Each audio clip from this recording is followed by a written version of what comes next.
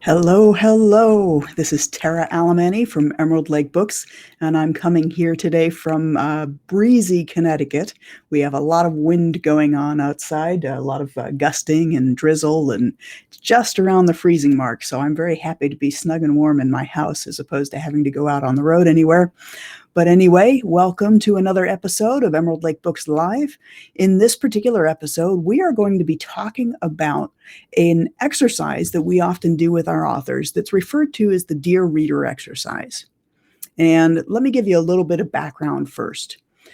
When I first started my career, I started as a technical writer, and I was working with computer programmers and end users for software systems. And so I was writing the user documentation and functional specifications that actually dictated what the software was supposed to do and how it was supposed to work. Now, I love programmers. They're very inventive people, and they come up with all sorts of neat things that you can do with simple code. But sometimes they're in their own little world. I refer to them as happy little coders who would go and create all these neat and extravagant functions and things that you could do. But the problem is often that times they did it without actually talking to the people who had to use the software as part of their day-to-day life. And as a result, when new updates would be pushed out, they ran into the issue that a lot of the end users didn't exactly like what worked. I'll tell you, recently I had that happen with QuickBooks Online. They totally changed the interface for the dashboard and ended up actually crashing their entire system for a day. So you have to be really careful about what you're doing, make sure that it's going to work right, and make sure that you understand the needs of the people who are going to be using it. So why am I telling you about programmers? Well, what I've found is that oftentimes it can be the same with authors. We have this thing that we're really passionate about sharing. And so we're willing to invest the time and the energy and spill out our heart and soul onto the page in order to share what we know. But oftentimes we're disconnected from the reader who's going to be reading this. And our book is only going to be valuable or helpful to somebody if they actually understand and need what it is that we have to share. So this particular exercise actually helps us bridge the gap between what we're passionate about writing and what ideal readers of our material are looking for. And so we use this simple concept. All we do is we have our authors write a letter to their ideal reader. Now, when you actually sit down to write a letter, I don't know if you've ever sat down to write a letter, depending on how old you are. Maybe you're only used to email, but I love writing handwritten letters. And the thing that's really neat about writing a handwritten letter is that the whole time you're writing, you have the person in mind that you're writing to. And you can envision how they're reading it, where they are at the time they read it, how they respond to certain things that you write. And you want to kind of do the same thing with your Dear Reader letter. It doesn't necessarily have to be handwritten, but you want to write a letter to your reader that's going to answer a few questions for them. Okay. Now, this exercise can be done whether you're writing nonfiction or fiction, but the questions are going to be a little bit different. So I'm going to start first with the questions that I typically would have you answer in a letter if you were writing a nonfiction book. And so there's a series of 7 questions that we go through. Now, keep in mind, this is not a questionnaire. This is a framework for your letter. And you're going to write it directly to that reader. So when you refer to yourself, you're going to be I and me. And when you refer to the reader, it's going to be you. So in this case, you're answering the question in there, who are you, as in who is the reader? What pain point are they dealing with? Make sure that when you describe who they are, you understand kind of their current circumstances and what they're looking for. You're going to tell them what the book is about and what inspired you to write it. Why did you feel there was a need for this particular book in the market, given all of the other books out there? You also want to share information about who it will help. And that's getting really clear on what their stumbling blocks are, what they're trying to solve. And you want to go from there to then explain why you're the expert on the topic in terms of presenting this particular solution. So that also gets into then identifying what makes your book unique. And here's the key part of it, though. When you wrap up your letter, you want to actually make it very clear to the reader that if they're going to invest time and money in reading your book, what outcomes are you promising that they're going to get for that investment? See, time is valuable, money is important. And so if somebody's going to take the time to actually digest your particular solution, they want to make sure before they get invested in it that it's actually going to solve the issue that they're looking to solve, or the problem that they're going to try and solve, or the development and growth that they want to make. And so you want to make sure that what you're sharing with them really clearly makes it clear to them that your book is the right solution for them. Now, the great thing about this is it also will tell certain readers that your book is not the right solution for them. And that's okay, because when you're writing, you really want to be making sure that you're connecting with your ideal reader, the right reader, because those are the readers who are likely going to follow you, to engage with you, to potentially work with you, and to purchase future books of yours. So let me show you what these same questions look like if you were discussing a fiction book instead. So let's move to fiction. And the fiction questions start out the same. Who are you?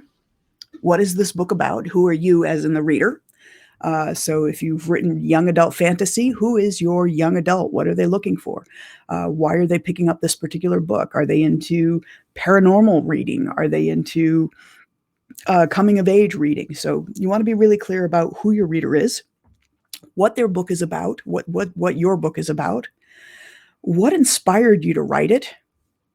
Those are the same questions as before. Here's where things get a little different, because it's not really about your expertise at this point in time. It's about why you love this story. What makes this story unique? And what do you hope that the reader will enjoy most about it? These are going to allow you to give some tidbits as to what you've built into the story that you hope they take away from it, maybe some insights to themselves or how they interact with others. So what do you hope they're going to get out of it? And then, of course, the concluding promise. If they're going to spend their time and money and purchase your book, what are they going to get out of it? So once you have kind of thought through these different questions, I encourage you to sit down and write a letter. And that letter is written from you to the reader. So it starts out, "Dear reader," and going through and kind of covering these questions, but writing it as a letter, not as a questionnaire. As I said, this just gives you a framework. You're going to use first person for yourself and third person for the person, or second person, sorry, for the person that you're writing to.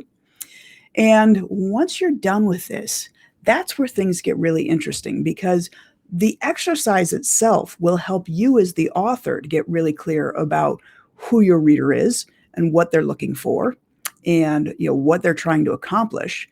But then there's other ways of actually using this as well. So what we've found is we often will have the Dear Reader letter provided to an editor, so that when they're editing the book, they know what the author had set out to try and accomplish and what promise they were trying to deliver on. So as they're editing, it allows them to kind of look at what they're reading, look at the manuscript, and determine, does this really deliver on this promise? And if it doesn't, are there things that we can do to strengthen the book in order to make it deliver on that promise?